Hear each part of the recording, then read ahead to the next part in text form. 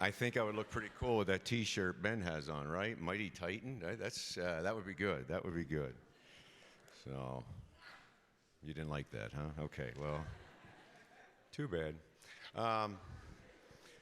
This morning, I kind of like switched gears and stuff, and so I hope to be presenting what I believe to be the word of the Lord for Valley Forge at this time. And it's always a fearful thing to preach, right? I'd like to talk with us this morning about living in community, actually with the idea of flourishing in community. I'm going to define community as anything where people are trying to live or work together as a group. So obviously UVF is a community. Your family is a community. Your workplace is a community. Your friend group is a community. I think we get the idea. And I have to warn you, I'm going to be using a rather obscure text that is very, very culturally dense for our thoughts this morning, all right? For some of you, you're going to think I don't go far enough. For others of you, you're going to think I've gone too far. All I ask is that you listen with an open mind. Let's do the hard work of digging through the cultural package that the ideas come wrapped up in to try to get to the universal truths, the core ideas that are being expressed in the text. So I beg your patience this morning, all right, and your understanding as we attempt to do that. Our passage comes to us in the Old Testament law. Now, you need to have an understanding of my assumptions of the Old Testament law. First, I'm a firm believer that when Paul quotes in 2 Timothy 3:16 and 17, all Scripture is inspired of God and profitable for doctrine, reproof, correction, instruction in righteousness, that the person of God may be perfect, thoroughly equipped for every good work, that Paul is thinking about all of Scripture written to that point, which would include the Old Testament. So in that sense, Paul is advocating that we Christians can learn something from the inspired Old Testament law. The second assumption regarding our passage coming from the Old Testament law is that I assume that the law in the Old Testament is more Torah rather than law, Torah being the idea of instruction. Yes, there are legalities in the Old Testament, but I think more so it's a way to instruct not only the Old Testament saints, but certainly for us as well, how to live in a righteous way, how to live now that we're in covenant community with God. We know that no law is exhaustive. We know that law can't be exhaustive. We know that law is only illustrative. It points us in the right direction of that which is good and evil. It needs to be applied in other settings. In fact, if you think about it from the American scene, that's the reason why we have the Supreme Court. Because our own Constitution of the United States cannot be comprehensive. It points us in the right direction, and then we need a voice to help us to know this aligns with or this does not align with the teaching that we would find there. And so, I tell you, my message is not exhaustive this morning. It is merely illustrative. I'm hoping that it's pointing us in the right direction of truth and how to live in community, how to flourish in community. My ideas are not exhaustive in any way, shape, or form. More ideas, more truths are necessary to require us or to help us to live in community. But these, I hope, are at least a starting point for us this morning. All right, that's my disclaimer. Our passage this morning is going to be found in Numbers chapter 30. Numbers 30 can be a very confusing, and yet, let's just talk about the elephant that's in the room. It can be a seemingly very sexist text, depending on your views. If you believe in a complementarian view of male-female relationships or an egalitarian view of male-female relationships, and we'll go over all that in a moment. But when we're reading through it, this is that culturally dense stuff that I'm talking about that we have to be willing to press through if we're going to hear what God is actually saying to us in the law. We find in Numbers chapter 30 and verse 1 the context. And it says very specifically there that these words were written to or spoken to the heads of the tribes of the sons of Israel. Scholars like to suggest that the preface helps us to understand as the reader what section of the Torah that we are in, right? This was written to leaders in Israel kind of over their civil aspect of their life. Not so much the religious, but the civil. level. It's over their community. It's how relationships are going to function and flourish under the polity of families. And you remember in the Old Testament, they were divided by families and tribes, and then, in a sense, the nation. In fact, if you go earlier in Numbers chapter 1, verse 4, Moses actually describes the breakdown of the community that's going to be made up of families and tribes, and there's going to be a head over those. And so this passage is written to that group of individuals saying, look, if you're going to flourish in community, you got to get a handle on these ideas or these truths. So what are some principles that we need to learn about living in community or actually flourishing in community from Numbers chapter 30? May I suggest number one, words are powerful. Words are powerful. Let's just kind of go through some of the passages there. Look at verse 2. If a man takes a vow to the Lord or takes an oath to bind himself with a binding obligation, he shall not violate his word. He shall do according to all that proceeds out of his mouth. Look at the end of verse 4. Then all the vows shall stand, and every obligation by which she has bound herself shall stand. Look at the end of verse 7. Then her vows shall stand, and the obligations by which she has bound herself shall stand. Look at the end of verse 9.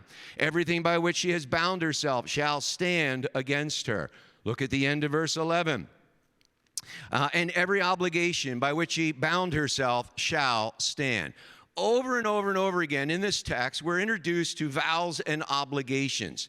Vows and obligations in the Old Testament are that which goes beyond kind of the covenant duties or the stipulations that God gives to his people. Vows are usually considered a positive thing. It's things that the Israelite promised to do or promised to give. It could include doing something for themselves, giving of their possessions, kind of acting some sort of a deed out.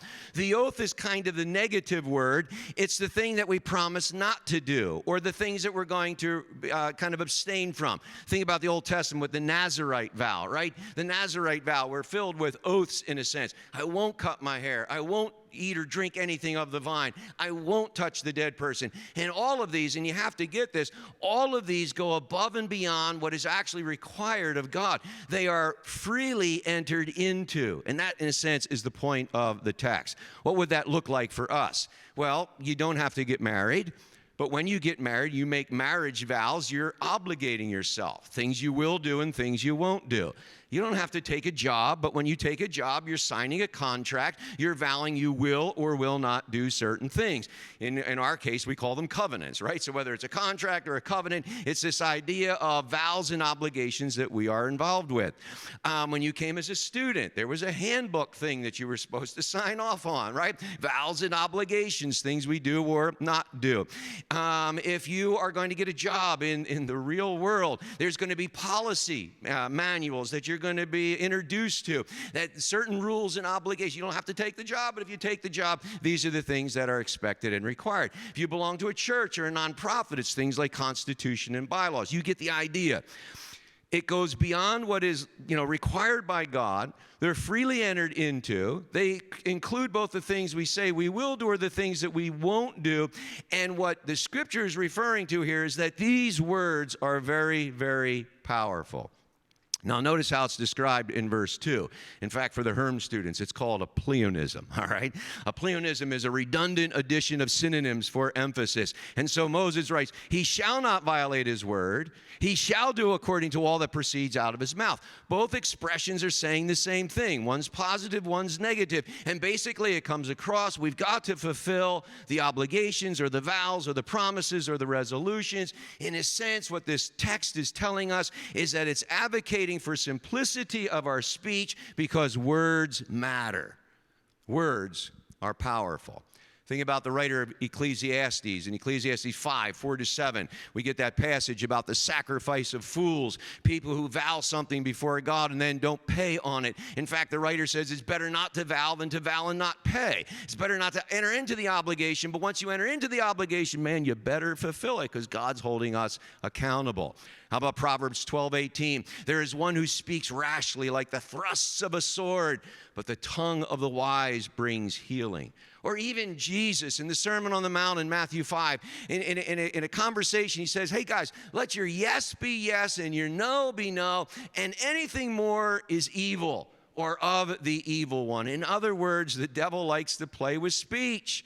Speech promises, speech statements. He understands the power of words. God, on the other hand, he speaks very plainly, very simply, and Jesus advocates we should do the same. In the woes of Matthew 23, Jesus speaks to the Pharisees, and the Pharisees were like famous with playing with their vows and their obligations in order to kind of get away from fulfilling them, right? They differentiated vows made on the gold and the temple and the offering and the altar, and whether you swore by heaven or whether you actually swore by God.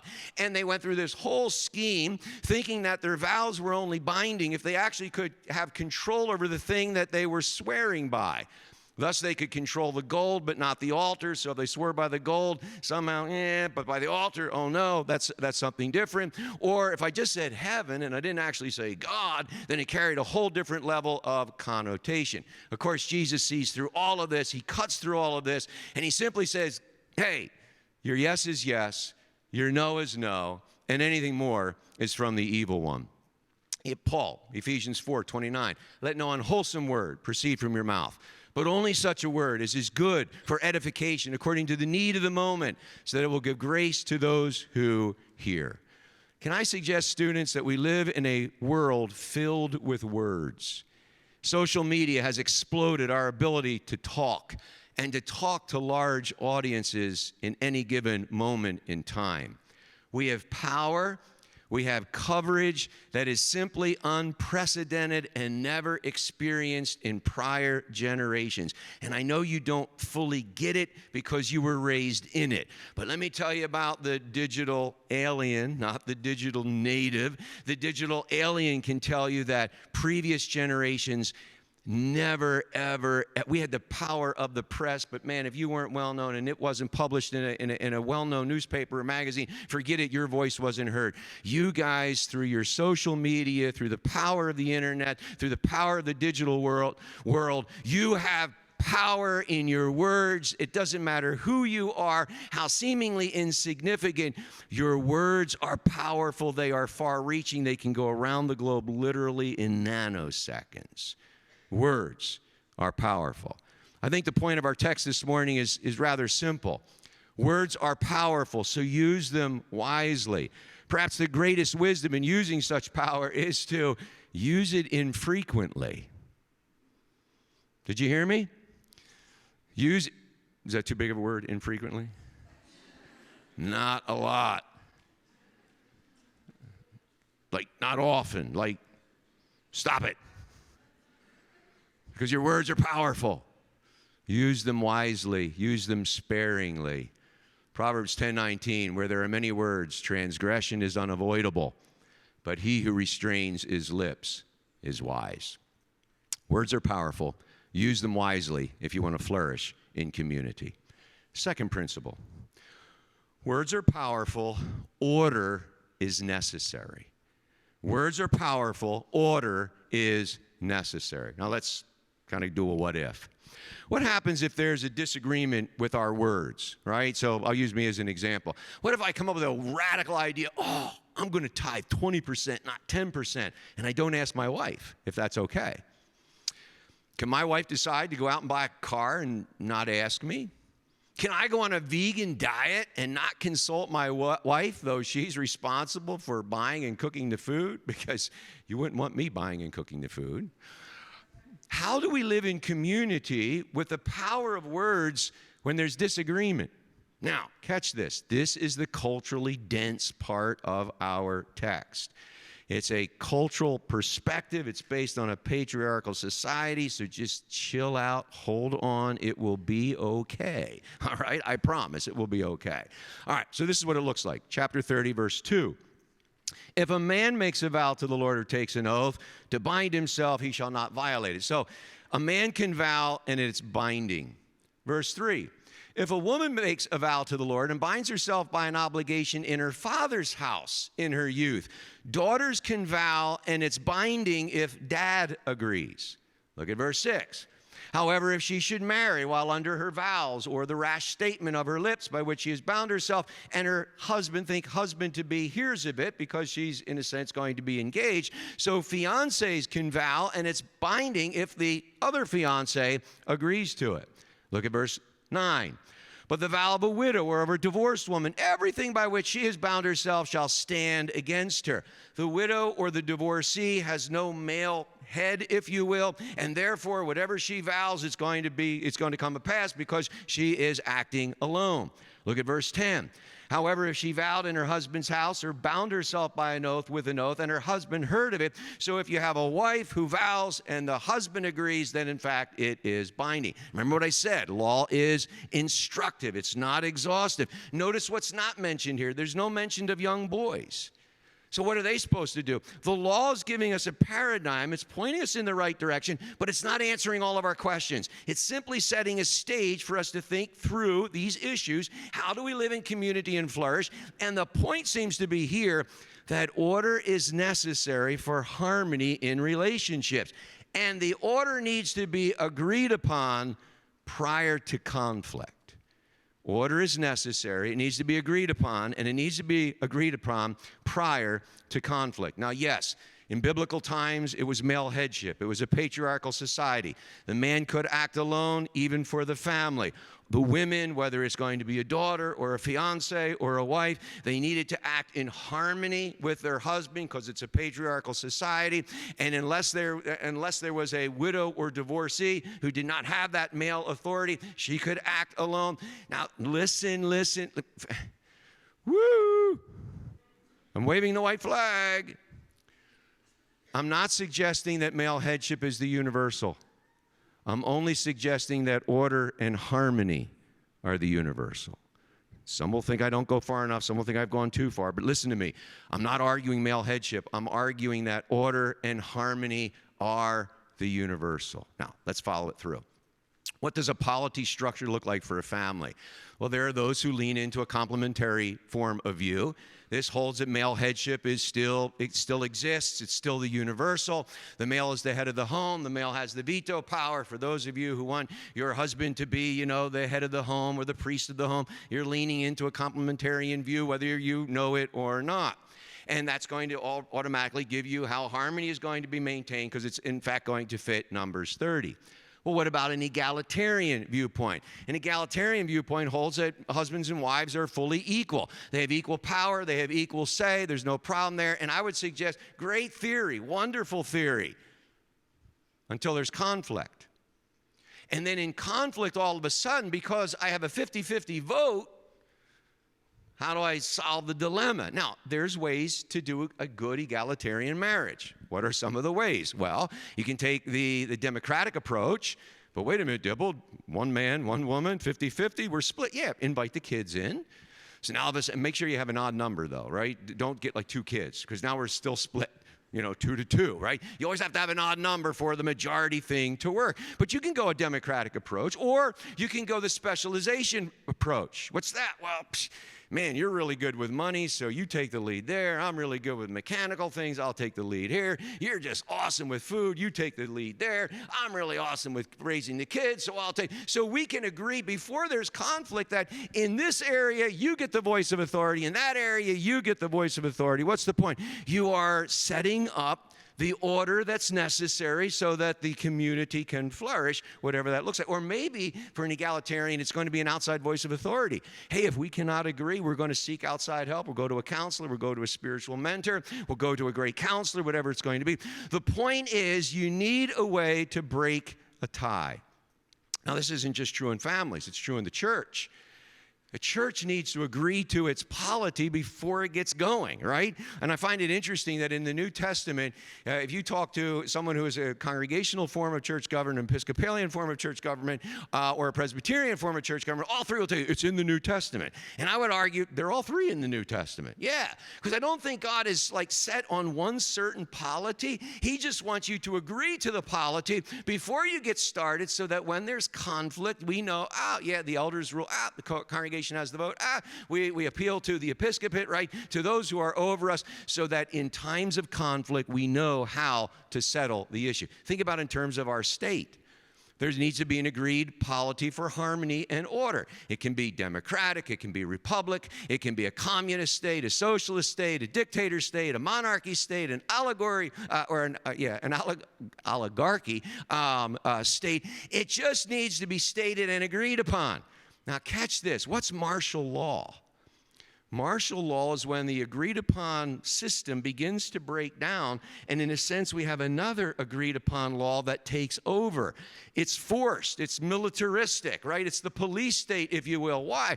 Because our systems are failing because of human nature, and something needs to step in order to secure order. And so I ask you, this is a great question. I wish we had time to actually do Q&A. What's the polity structure among your friend group? Who has the voice of authority? What has the voice of authority? There's a group of 6 of you. And you're deciding to decide what movie to go to. How do you decide? You have an agreed upon order. This order is necessary. What if 3 want to go one, 3 want to go the other? Oh no, 50-50. You need always odd numbers of friends made up of odd friends. All right, that's always a great way to go. For what it's worth. Okay. I am not suggesting the text is demanding a patriarchal approach, though some scholars and Christians would argue that. I'm suggesting the text is teaching that a stated and agreed upon order for family and church and society is necessary for there to be harmony and progress. We can't go around making contradictory vows or oaths or debts because words are powerful and expect there to not be problems if we don't first agree to the order we're going to follow. Problems arise when they're not followed. It's like playing football with the rules of soccer. Can I use my hands or not? Right? We haven't agreed upon it. So am I playing football or am I playing soccer? Well, you got to know the rules. Okay. Words are powerful. Order is necessary, which leads us to our third consideration this morning, which is silence is meaningful. Silence is meaningful. The problem in our text is, what does silence imply? Let's look at it again. Verse 4. Her father hears her vow and her obligation by which she has bound herself, and her father says nothing to her. Verse 7. And her husband hears of it and says nothing to her on the day he hears it. Verse 11. And her husband heard it but said nothing to her and did not forbid her. Then all Verse 14, but if her husband indeed says nothing to her from day to day, then he confirms all her vows or all her obligations which are on her. He has confirmed them because he said nothing to her on the day he heard them. The woman in the text makes a vow. The father, the fiance, the husband hears of it, and then what? Now we get this idea that silence is meaningful. There's 2 possibilities, right? Think about it. Possibility 1, silence is disagreement. If I don't say anything, I'm disagreeing with you. Okay. If the man figure says nothing to the woman as she's making these vows or the obligations, and the assumption is going to be, if he doesn't rubber stamp every single statement she makes, rubber stamps every vow, every obligation, then in a sense the vow is disallowed. It assumes the woman figure cannot do anything without verbal or stated approval of whatever the man it is, the father, the husband, or the fiance. This would be the ultimate form of what we call micromanagement. The man would have to literally, verbally agree to all the decisions, all the vows, all the oaths this woman figure is making or these children figure are making before they could initiate actually doing them. This would be problematic in practice. It would be extremely hard to do and would be demoralizing in personhood because the woman would absolutely have no freedom. She would have no ability to do anything in her world. Now, I've been around the block a few times, more than I like to admit. can I tell you that there are a multitude of leaders who use this micromanagement style as their preferred leadership style? The negative is it is demoralizing. You better get permission for every single thing you do, because otherwise they are going to spank you and it's going to hurt. The positive side, however, is you never have to guess at what the expected behaviors are, because every detail is going to be managed very, very precisely by this leader figure. The problem is you better hope they micromanage before you do something rather than after you do something, which would be both demoralizing and extremely frustrating. Silence can mean disagreement. Silence can also mean, which is true in our text, agreement. If the man figure says nothing, then the vow is affirmed and allowed. Now catch this, especially ladies, catch this, because I know people say, oh, the Old Testament is so anti-woman. No, listen. This assumes the woman figure can do all kinds of things freely, and only for the sake of the greater good would the man step up and say, oh man, our finances are at stake, or the family structure is at stake, or kind of the civilization is at stake. But otherwise, ladies, absolutely take your freedom and do and experience, and it's just a wonderful thing. In the Old Testament, it's a system of checks and balances. Can I suggest it's also really the posture of the Old Testament toward women at large? Read Proverbs 31 and the so-called virtuous woman. She buys land, she sells things, she runs micro businesses, she's doing all kinds of things seemingly freely. She's not necessarily being micromanaged. Yes, there's a veto power, but it's just this freedom. Unless the husband says, bad idea, there's all kinds of an expression, because silence means something. And in that case, silence means agreement. To say nothing is to affirm the vow. That must be done in a timely fashion, the first time the man figure heard it. And if the man figure annuls it, the woman's free in that case. But if he doesn't, both the man and the woman are culpable for the vow or the oath given. Read it in verses 14 and 15. So what's the point? What's the takeaway? The takeaway is simply this: silence is meaningful. Silence is meaningful. Note all of our current expressions. Argument from silence. The silent treatment, a silent protest. My favorite, passive-aggressive behavior.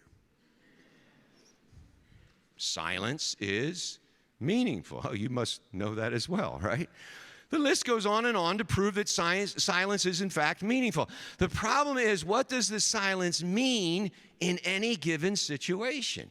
Now, I teach hermeneutics, and one of the principles in hermeneutics regarding the Old Testament and the New Testament is the role of silence. So the kind of like posture one is all applies except those annulled. Right? All the Old Testament law apply except those annulled in the New Testament, or the opposite. None of it applies unless it's kind of repeated in the New Testament. Both postures are trying to deal with silence. How do we understand silence? What are we supposed to do with the silence in order to have the harmony, in order to have a flourishing community? True story. I was asked once to lead a project. The boss was a micromanager. Understatement. His micromanaging was usually after the fact, demoralizing and frustrating. So I thought to myself, I'm not going to be sucked in this time. I'm not going to be sucked into the drama. And so I attempted, which is something you're going to have to learn to do in many, many occasions, I determined to try to lead from below. Sometimes you can lead from above, and sometimes you can lead from below. So I decided, I'm going to fix it. I'm going to lead from below. And how did I do that? I did this. I decided, as I'm kind of heading up this group and going through this project, I would send emails informing the group what we would be doing and why would we be doing it in each email. And then I always added, unless so-and-so states or guide us otherwise, we will. Da-da-da-da-da. And what was I attempting to do? I was attempting to define what silence meant. I was giving the leader the opportunity to veto if necessary, because remember, order is necessary. But I was attempting to be proactive to avoid the verbal spanking that would surely follow if the leader decided later it was a bad idea. You get the point? Silence is meaningful, and at times we need to be upfront with what that silence means in order to avoid conflict and confusion. Now, catch this. I am not suggesting that the Bible is demanding that silence always be viewed as agreement. Let me say it again. I am not suggesting that the Bible is demanding that silence always be viewed as agreement. Case in point, read through the trial of Jesus and watch his use of silence. At times, it speaks volumes. At times, he's nodding his head in agreement. At times, he's shaking his head going like, dudes, where are you coming from? He used silence so wisely in the discourse between Pilate and Herod and the Sanhedrin, all those things. No, there were multiple meanings of silence. And if you're going to get Jesus, you got to get those multiple layers. I am suggesting that the Bible is stating that there is meaning to silence. And for community to flourish, we need to know and agree upon what that silence means if we're actually going to move forward.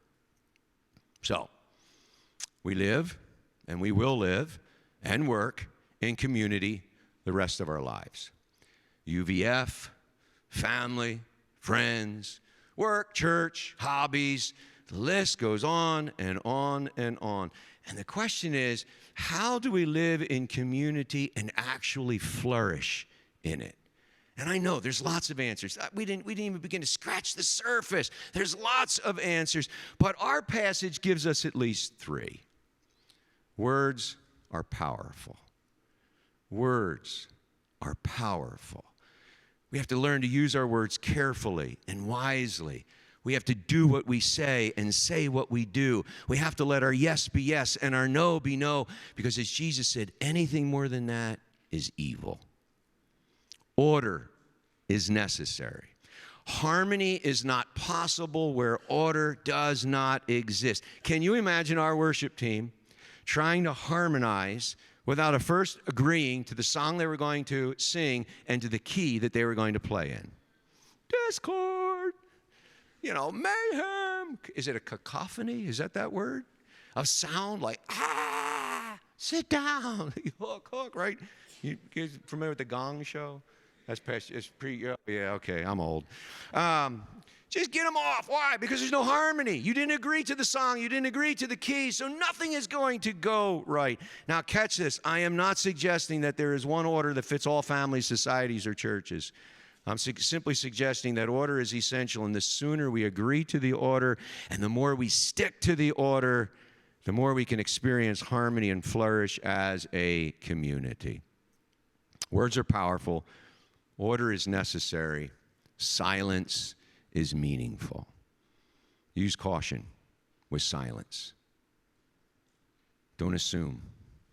Understand that silence can mean.